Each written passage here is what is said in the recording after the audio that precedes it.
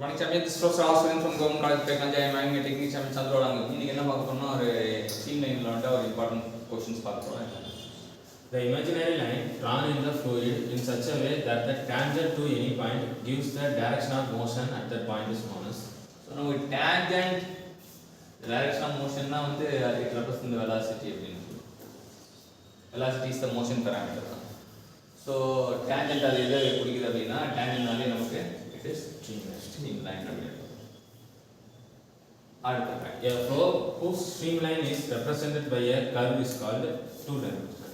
So curve அப்படினாலே வந்து it represents the two-dimensional. லைனா இருக்கும்போது ஒரே ஒரு டைரக்ஷன் மட்டும் மாறும். இந்த கர்வ் வந்தா it change in two direction.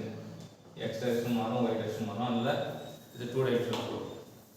In a flow field, the streamlines and equipotential lines cuts orthogonally except at stagnation points.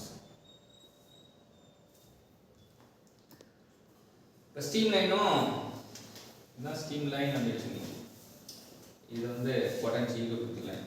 So ரெண்டு எப்படின்னா it cuts orthogonally எப்படின்னு தெரிஞ்சுக்கலாம்.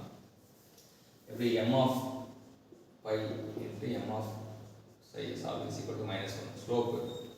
ஏன்னா கட் ஆர்த்தோகனல் கண்டிஷன் இதுதான். ஆனால் ஸ்டாக்னேஷன் பாயிண்ட்னு இருக்கும். அந்த ஸ்டாக்னேஷன் பாயிண்ட்ல மட்டும் ஆர்த்தோகனலாக இருக்காது அப்படின்றது தெரிஞ்சுக்கலாம். ஆர்த்தோகனல் எவ்ரிவேர் ஒரு ஆப்ஷன் இருக்கு. Orthogonal cut orthogonally accept stagnation அதான் ஒன்று.